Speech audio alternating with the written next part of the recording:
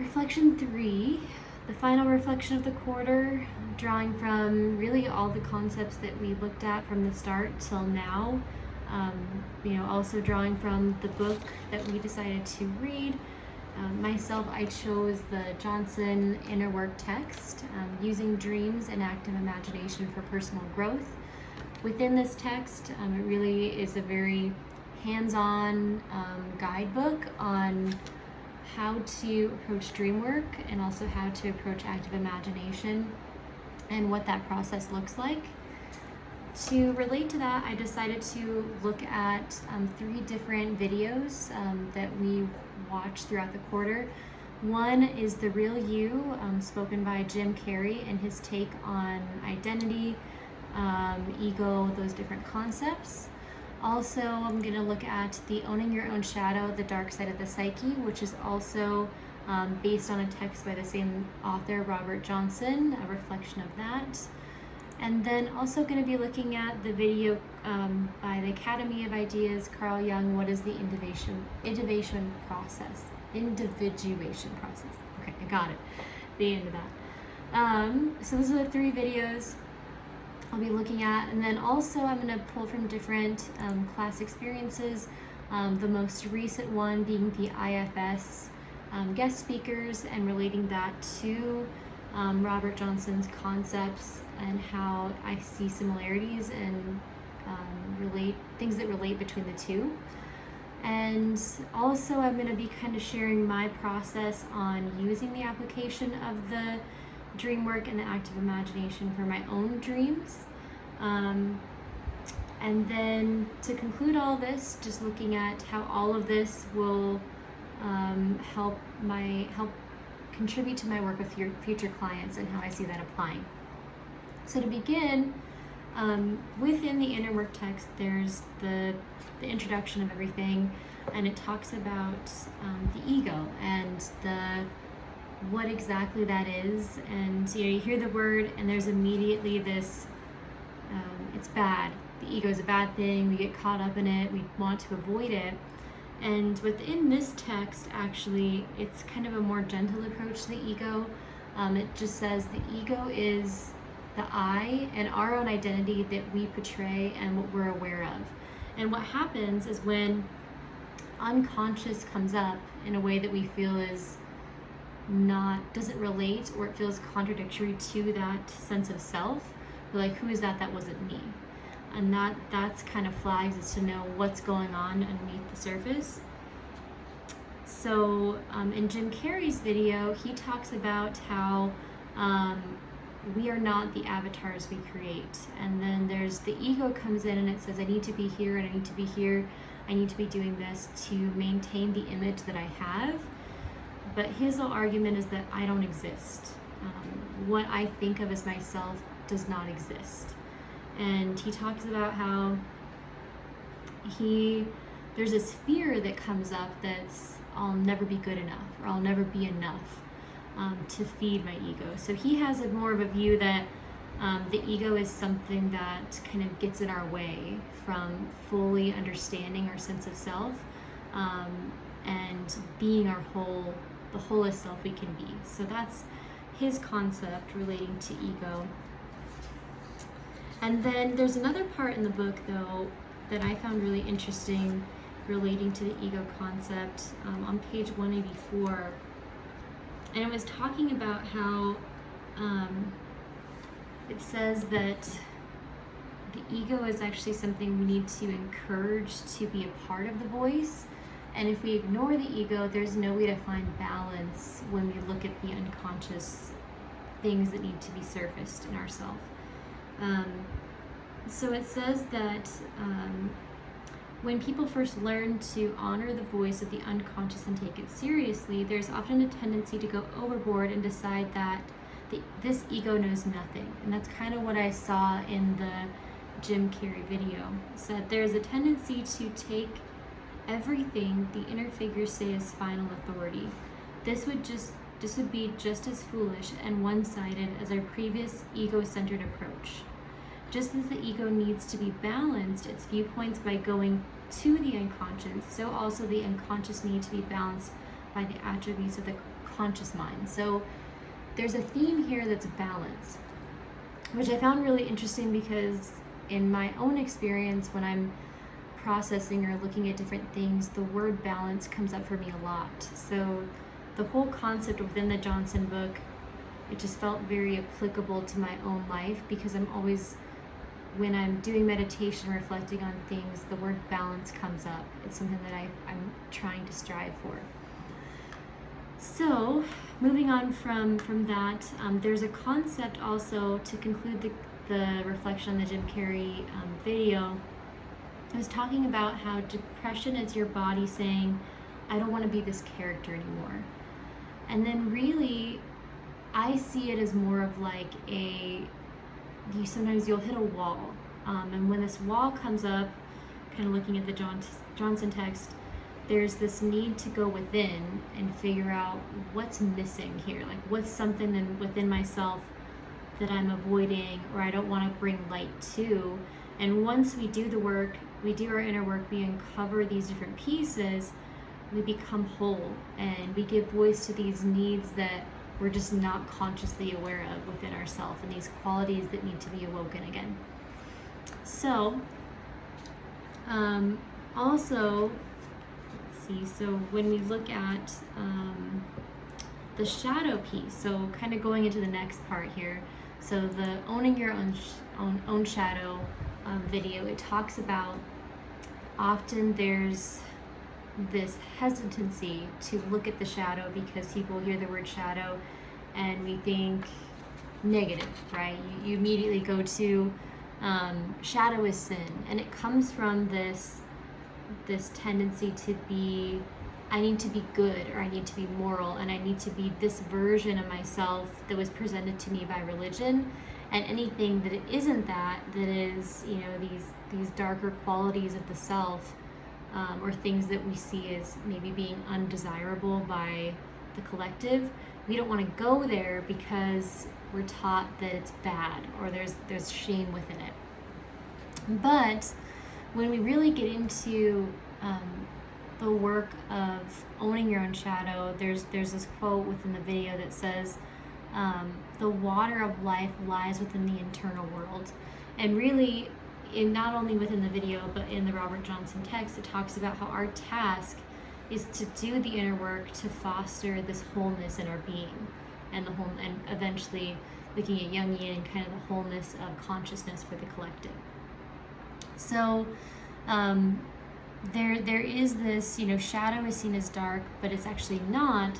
It's just a part of you, and it seeks to restore the wholeness of your personality, to be your whole self.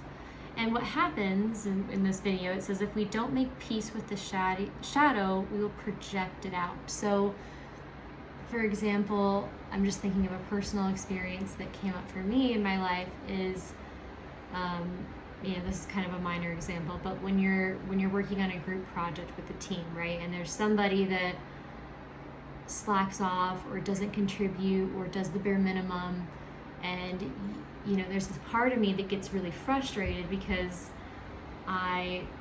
there's this perfectionism aspect of myself where I want to do a good job and I want it to be done well.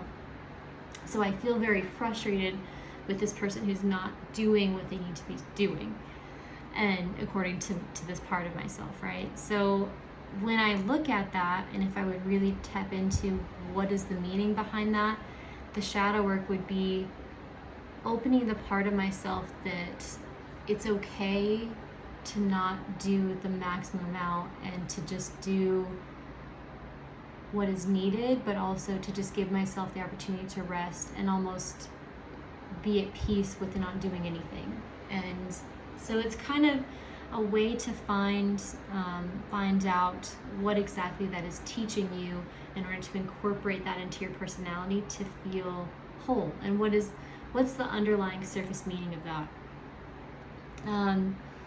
So with all that, another part of this message is it talks about how when we're whole, that's when the joy of life is found. It talks about how it's easier to project than to work on the assimilation of those qualities within the self. But really, when we go into, it talks about a metaphor of the seesaw, and when we're too heavy on the good side, it's not sustainable. There needs to be this level, again, the word balance comes up, right? Where there needs to be a balance between the shadow and these other ego qualities. We need all of them to be together and the unconscious and pact to reach that place of wholeness. So, why do we get stuck? Like, why do we not want to go in there? You know, there's this, there's resistance because there's shame. You know, we want to be likable.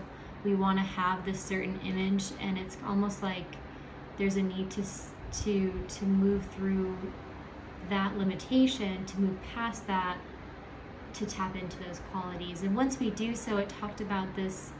I believe there's a mentioning of finding, like, there's a golden, like almost like a silver lining, I guess is the way to look at it. But there's something in there, in that shadow, that's a need that's going to help us to reach that place of wholeness. So in the text, in the inner work text, it talks about how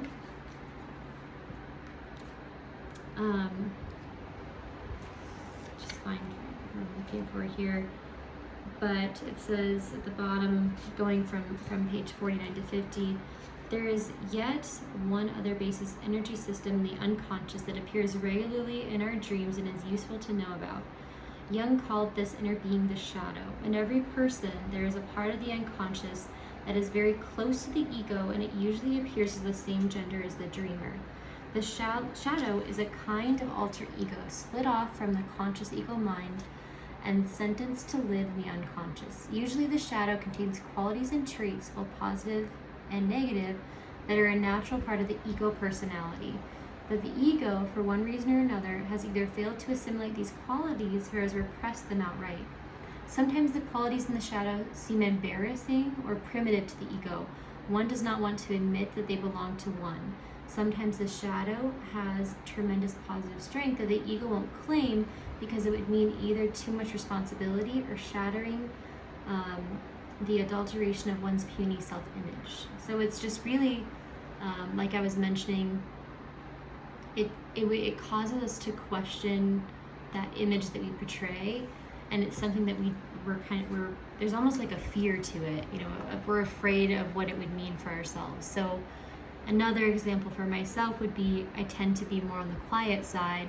So when I'm around someone or a person that tends to be loud and voluminous and takes up a lot of space, I find myself feeling projecting, and there's a level of frustration that comes out. And I think it really stems from myself not wanting and seeking those qualities to balance myself out. But there's this like, I can almost feel it, like, in my throat, this level of frustration, like a physical thing that comes up where I want that level of voice, but there's something about who I am and the identity that I've seen and I'm trying to portray that limits me from getting there. So drawing from that, you know, kind of stepping into my own inner work of the process of this text. When we go into the dream work concept, there's a 4-step approach. This is going back to the Johnson text. So there's four steps: making associations, connecting dream images to inner dynamics, interpreting, doing rituals to make the dream concrete. So for myself, I've been reading this for a little while now, and there's this dream that came up kind of right around the time I was looking at, which is, I don't know, coincidental, whatever you want to call it, but it was right around the time I was looking at this dream work concept. And within this dream, it felt like a nightmare when I woke up in the middle of the night, but I didn't feel scared. It was strange. I was awake, I was alert, and there was this wanting to feel afraid because it felt uncomfortable and different, but I don't think I was actually afraid. I was more curious. So within the dream, there was a set of stairs that were going up to this room, and I could see within the room there was a door, and the door was blocking this light. I could see the light coming through it. And then there was, at the time, it was in the dream, it looked like my stepdaughter was there. And I felt this need to keep her down with me here with my family. There was my mom and my brother were with me, and she was there. And I kept telling her, we need to stay down here because it's not safe. There's a ghost here and I need to keep you safe. And I remember repeating that. And she said, no, I want to go upstairs. So she went upstairs and closed the door, and the light was there. And then when the door closed, she was gone. And I could just see the light, the door was closed. And then so I found myself stuck, and I sat in between my mother and my brother, who were both sleeping next to me. And I felt like I wanted to go to sleep, but I couldn't. In context, it's in a cabin. It feels like my childhood cabin that we went to a lot growing up, but it was different a little bit. So I see this spirit, and I see it laughing, and it was an older man, and I see it floating around, and it had this mask on, and it was like a masquerade mask, kind of like the ones you'd see in, I guess, like a ball setting, things like that. And it was floating around laughing, and then I just felt like I needed to do something about it, and I didn't know how to approach it. And then it noticed me, and it looked at me, and then it came forward, and as it did, it transformed into this cat with these really sharp fangs. The cat itself, it still had the mask on, and I couldn't see the color. In my mind right now, I want to say black, but I don't know if that's actually true. So the color might not be a symbol that's needed to be focused on. But it came out, and the fangs were large, and I found myself like holding its mouth open and getting it to stop attacking me. And at that time, that's when I woke up. So the end of the dream happened, and I was awake, and I felt, again, like that sense of not necessarily afraid, but I felt like I needed to be afraid because of the strangeness and the things that were coming at me in the dream. So when we're looking at the text of the inner work, and if you're going to the first step, if I was working with Johnson, he was talking me through this, the first step would be making associations to the symbols and the things that would appear in the dream. And it comes from your own interpretation, that talks about how, yes, you can kind of, there's going to be themes and commonalities with archetypes and symbols, but really your interpretation of the color or whatever the symbol is going to be unique to you in that experience. So in the book, there's a diagram. I did it a little bit differently. I didn't do the diagram. I had it was just like a piece of paper of the different things I was working with, but writing it down. And a huge concept in this book is writing, which for me, I have resistance to journaling and writing, and he just very much puts the importance of making sure there's a lot of writing to unpack different things. So it's helping me lean into that. It was helping me lean into that resistance a little bit. Anyway, so for example, like within mine, it was talking about how I can't remember where this is in the text. I have it flagged, but it talks about how you'll feel the energy come forward in the meaning. You'll know that's the one that speaks to you the most. So in the beginning, you're supposed to just write down all associations that you could think of and not attach meaning to it. But when you go back, you'll figure out, it says it'll click, I guess what it says. Here it is right here, it'll click. So for example, on mine,